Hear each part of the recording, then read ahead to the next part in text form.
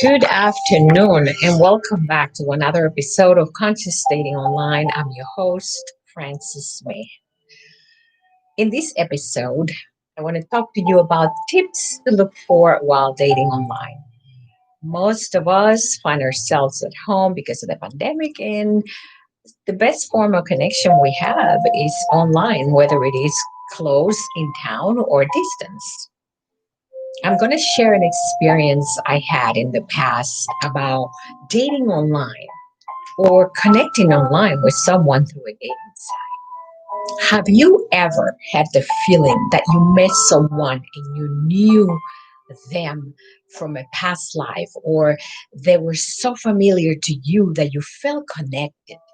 You felt that you have known this person looks so familiar, their actions, the way they express themselves, what they said to you, how gallant and gentleman they are, and the things you want to hear. Because the truth is that women sometimes, when they're lonely, they want to hear nice things from men, such as, "You're beautiful, I like you, I think we can get along very well."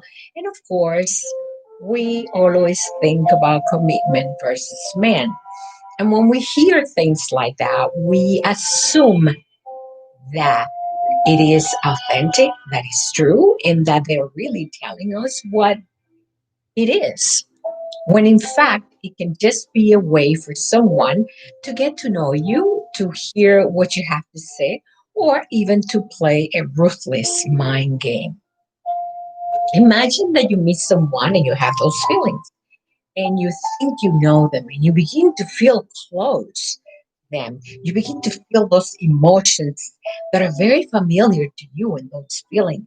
It feels as if you know them, as if you already love this person. Wait, do you know the reason why these feelings come? Have you any idea what happens when you have these kind of feelings for someone and you think it's real? You think that it's happening, that you're in love with them in a very short period of time, which is not possible. It's not possible to fall in love with someone in 2 weeks, 1 week, or a month. It takes time. The reason being is that sometimes we have past feelings, emotion, thoughts, regret, anger, anxiety, resentment, and even hate from a previous experience, either with a boyfriend, a fiance, or an ex-spouse. And as a result of that, those feelings have now been mended from the past, and they're surfacing into someone that make us feel that way. And it's actually not the person that make us feel that way. It is us, ourselves. Until we deal with those feelings and emotions of the past, not possible to move on and try to love again. It is like holding on to grudges and regret and problems that we have had with someone and wanting to go out there and say, "Oh, I am ready to love." No, you're not. However, be aware of your stereotype that try to connect with you online and decide that he wants to use you as a text form of communication or sexting, where he begins to want for you to do certain things, such as expose or talk about sex or get into an intimate conversation about sexuality without even having a relationship with you online. That can be dangerous. Number one, you are exposing yourself. Number two, you do not know the person on the other side. And number three, by the time you have shared a certain amount of information, such as photos or even part of you in a sexy manner, it's too late to mend it back and try to do anything about it. So please, please, please be aware Beware of giving too much information about you, even about your intimate self, about your sexuality, about who you are. Try to connect with them at a different level, a level where they can get to know who you are and what exactly is it that you're looking for. Get to know what is it that they want, because they may say one thing and in fact do another. You want to know how to detect certain things in a person that is playing games with you at that level. Observe the following. If this person calls you and you're not allowed to call them, or they don't answer the phone or your text whenever you call them or text them, stay away. This person is not by themselves. They're using you for free time so that they can enhance their fantasies sexually and use you as a medium to do that. Be careful. If the person is never available on the weekend, they never called you on the weekend. They may call you on Friday morning or Friday noon, but then you don't hear from them from Friday noon all the way to Monday and maybe even Tuesday. This person is not alone. Beware. They are playing games. Okay. Number three, if this person has a tendency to want to be in control, and only when they want to talk to you, you are able to talk to them, you're being played. You're being played to the highest maximum level.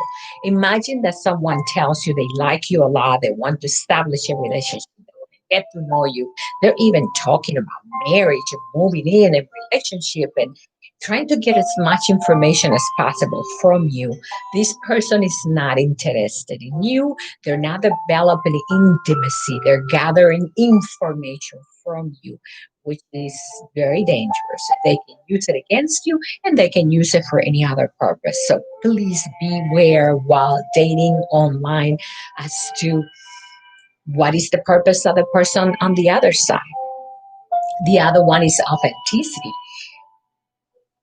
It is a fact that even Sharon Stone today, who's a movie star and has all the possibility of meeting people, is having problem and is disgusted with dating online, with dating sites. Why is that? Because people are changing. Their authenticity is not the same as it used to be. Men are changing and so are women. And they're getting influenced by whatever is it that is out there in social media. And it's really putrefying the possibilities of other people having an authentic and loving, kind relationship, something that is worthwhile, to have hope, to try to communicate with others and know that they're telling you the truth. Oftentimes, people put their profile and they're not really looking for a relationship. They're looking for a partner, as I mentioned before in one of my videos, with whom they can entertain, with whom they can have sex, and with whom they can have a wonderful time. But the only way women will respond to some of these profiles is if they say that they want commitment. Because what do we want? We want relationship. We want intimacy. We want something concrete. We want to be in a steady relationship. While men are out there just browsing and looking, and some of these men may even be married, having extra time and doing extracurricular activities, connecting with other women online to see what they can get away with. And it's a shame because this happens in different ages. It doesn't matter whether you're young or old, 30, 40, 50, 60, 70, and older. This is happening today. So my advice to you as a coach and as a person who have gone online and have similar experience, I've been ghost, I've been play, mind games of the highest level, and I try not to do the same to other people, but be authentic. For example, if I meet someone and I'm not sexually attractive to them, or if I don't have anything in common with this person, they're just nice. I'm not going to be in a relationship. I distance myself from it because I know what I'm looking for. I know what I want. And I'm not about to waste somebody else's time for the comfort of going out, dining, and having a good time. It's not worth it to me, and it's not worth it to them. It's not fair. In other words, I won't want somebody to do that to me. I will not want somebody to do that to me. Therefore, I distinguish myself from relationship with those type of benefits. To go back to the fact that unless we let go of the feelings and emotions that we're holding, I don't care whether you're a man or a woman, you are not ready to establish a relationship that is authentic with another person unless you let go of some of those feelings and emotions that are holding you back from a past relationship, from an ex spouse, a wife, a husband, an ex fiance, a boyfriend, a best friend that you had. We have to release those feelings and emotion. And how do you know when you have released those feelings and emotion? First of all, you have to recognize them. Like myself, when I began to get close to this person that I was having a conversation and communicating online, I felt very deep emotions. And I even wonder myself, how is it possible that I'm feeling like this for this person that I barely knew? That's not normal. Is it possible that I could be falling in love at first sight? It is possible, but at the same time, the feelings were very deep. In other words, my internal emotions were warning me that I had something to heal, something to mend, and something to let go in order for me to be free and begin to love again. I was not ready to do that. I wasn't ready to do that because I was feeling very deep, embedded emotions that were there inside of me. Those feelings that you get when somebody that you know in the past has acted in similar manner and it has hurt you deeply and you feel the same feeling and you are trying to correlate one with the other. How is it possible? I just met this person. I don't even know this person. I can't feel this way. I have to be able to evolve at an intimate level with an individual in order for me to have these kind of feelings and experience this kind of emotions and thoughts to the point where I cry. I'm like, I cannot believe this is happening. I'm feeling these feelings and emotions. And I realized there was something had to be mended. Something was still there that I needed to let go, to release, to allow myself to be free again, to allow myself to be able to understand who I am as an individual and what feelings and experiences and thoughts I was having that are not normal because it is not possible to just fall in love. What happens in cases like this is that your past making its way into your present and also into the future. Why into the future? Dr. Michio Kaku, who's a theoretical physicist, say that the past, the present, and the future are all intertwined, like Einstein said. And I oftentimes question myself, how is that possible? How can the past be part of my present? I'm moving forward. I'm moving on. Well, if I'm still holding grudges, hates, resentment, thoughts, and feelings and emotions from the past that I have not released, therefore I am still feeling the feelings and emotions of the past in my present moment as I am experiencing whatever is it that I am experiencing, whether it is with a lover or with a family or anyone. You begin to feel those feelings. Think, stop for a moment and say, what is it that I'm feeling? Where are these feelings coming from? Because they're not normal. Where are these feelings originating from? What is it in the past that I haven't mended that is making me feel the way I feel. Because no matter what someone does to you, it's not your doing, it's their doing, it's their action. It's your reaction that has the effect of what is going on or what they say or do to you. And that's what was happening to me. I was reacting emotionally so deeply that I began to cry, and then I began to understand how the past, present, and future were intertwined. How that person from the past and their behavior affected me in a way that I used to react. And today, something happened that reminded me of that, and the reaction was similar. Thanks God, that's over. Thanks God, I'm done with that. Thanks God that I'm understanding that that's what happened. Because I would have been stuck in a situation where I didn't know whether I was in love, what was I feeling, what was happening to me, why these feelings, why do I feel so close to this person that I don't even know? I haven't even met this person. Oh, I've been there and done that. As a matter of fact, I even wrote a book about that, about feeling and feelings and emotion for someone you had never met, like an invisible entity feel so close to. And it's nothing but something like a ghost coming into your present from the past to remind you. And have you know, these people come into our present time to help us.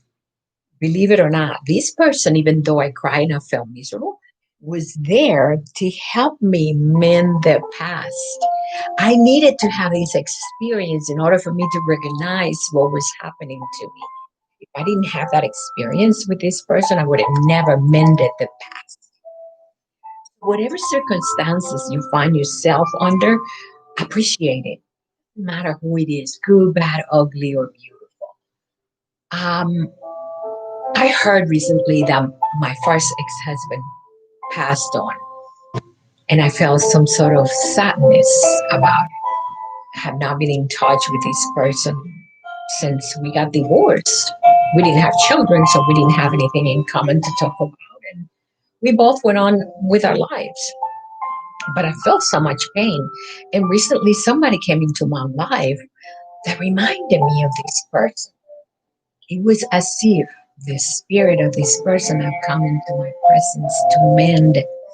And I was lucky enough to mend the relationship with this person in an amicable way and in a loving way, without resentment, without anger, without anything from the past that could have harmed myself or may say something to harm the other person. And it was a beautiful thing, but I recognized it. I recognized that something from the past was coming to me to kind of depart and say goodbye. It was a goodbye. It was a way of saying, I'm here. Let's mend this moment so I can move on and you can move on. There's some things in life that are very mysterious, and unless you are an observant or an observer, you will never understand and you will not find the clues that give you this information that you need to get in order for you to solve certain problems. Think of it as something invisible with power, because that's what the spirit is. The spirit is nothing but something invisible with a lot of power, a lot of influence, and a lot of presence at the same time. It makes its way into our presence and let us know that we need to change, that we need to transform, that we need to mend, that we need to let go, accept, understand, have compassion, love, and move on. That is if we want to be happy. Otherwise, we continue to get stuck. It's like a circle. It's a vicious circle that keep repeating.